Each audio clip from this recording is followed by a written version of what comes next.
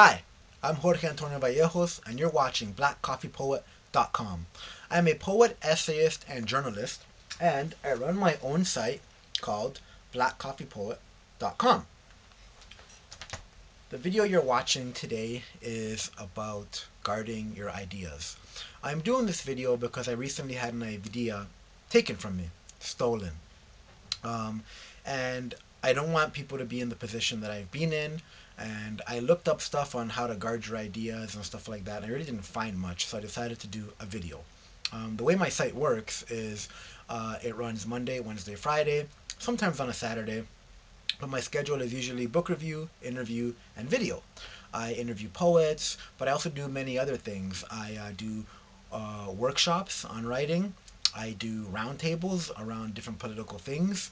I do interviews, like video interviews with people. And basically, my site and my writing is my activism. A lot of this stuff is based around social justice issues, stopping violence against women, talking about colonialism, etc., etc. Anyways, I had an idea recently, and I wanted to include someone in this project, and then they took the idea and did the project. So it's been a tough month. I feel betrayed. It's been hurt. And so I know that I'm not the only person that has gone through this, and that's why I'm doing this video. Whether you're in the business world, I know that's rampant there, stealing, as well as the academic world, the art world. This stuff is real. So I've come up with things of how to deal with this, and they actually came about from talking with very close friends who have helped me out through the situation. So if you've had an idea taken from you, it's obviously a wrong thing. It's a betrayal. I suggest that you do not take revenge. Don't go that route. Take the high road. I suggest that you don't share your ideas with this person anymore. You might even want to cut this person off, depending, are they worth having around? Are they a close friend or not? I suggest that you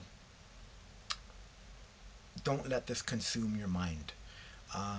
That's actually what I've done, and that's why I'm doing this video, because not just to help others, but to help myself. It's me kind of releasing and letting go and doing something about it. And the other thing that I've been doing that I suggest you do is, if you have a spiritual practice, practice it. It helps, whatever it may be, whatever tradition you may follow. um, Practice it. It really does help.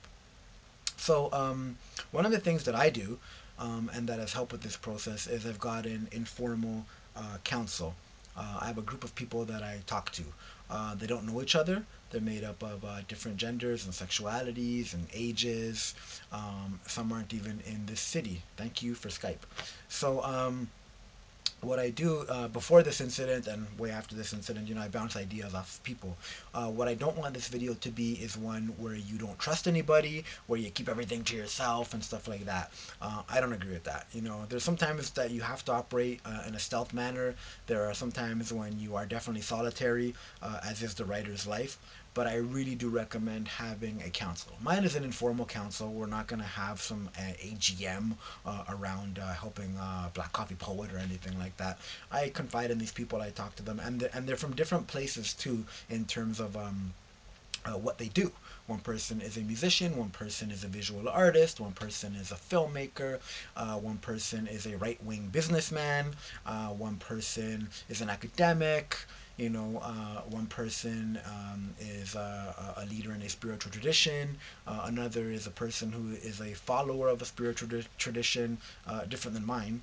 And I talk to these people, and I ran this by them, as I do many things.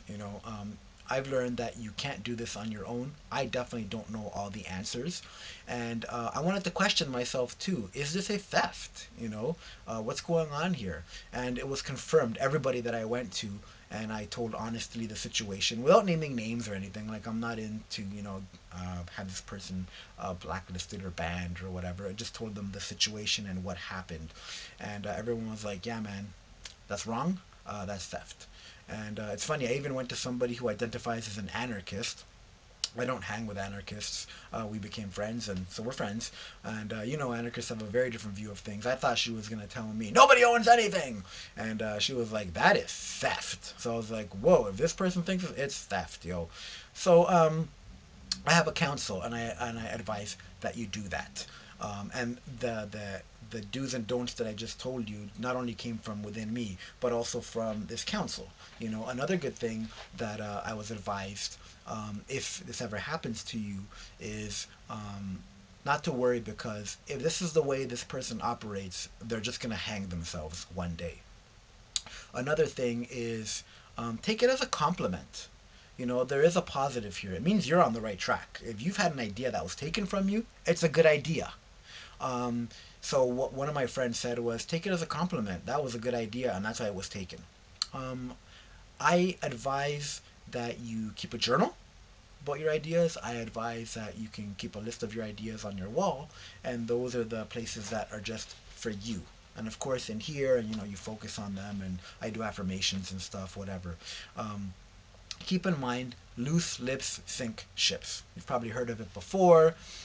It's a valid comment for many different scenarios in many different worlds within this world, and it is valid for what I'm talking about right now. You just can't tell everybody your ideas.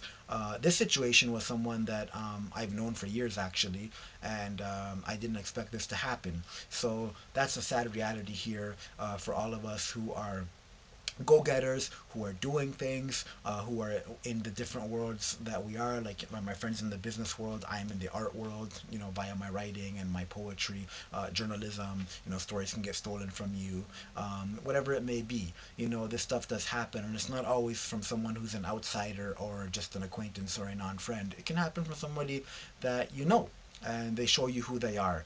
So I'm keeping that in mind too. So I'm not going to be sharing ideas with this person. I'm not going to let it consume my mind anymore. I'm releasing right now via talking to you, via doing this video that I hope helps other people, via talking with my counsel, and don't share your ideas again with someone who's done this to you. The first time is their fault. The second time is your fault. Um, and what I want to end off with is a quote that my friend said today. And she's an academic, and she doesn't share her ideas with anybody. She will present at conferences, and sometimes people will ask, can I see your paper? And she's like, no. The academic world is a dirty world just as much as the business world, just as much as the art world. So what she said to me today, and I think I had heard it before, is imitation is the most sincere form of flattery. Think of it that way. If an idea gets stolen from you, it's a form of flattery. Or as my other friend said, who's a filmmaker, it's a compliment. It was a good idea. Move on. There's a lot worse things happening to many other people. Not to diminish what you're going through, what I'm going through. But this theft is not going to stop me. It's not going to stop my work. It's not going to stop me from reaching people. It's not going to stop me from doing this project. And it's not going to stop blackcoffeepoet.com. So keep that in mind. So guard your ideas. You can trust people. You've just got to find the right people. Sadly, in this world, there are people that are going to take things from you. It might happen to you. If it does, then just keep in mind what I said and what you learn from other people. I suggest going to older people. I suggest going to different people and getting ideas from others. And I read a lot of books around spirituality and around art and stuff like that. So that also helps. So thank you very much for joining me. Please stay tuned to blackcoffeepoet.com. Subscribe to the Black Coffee Poet YouTube channel. I've got like 107 or 8 videos now and counting.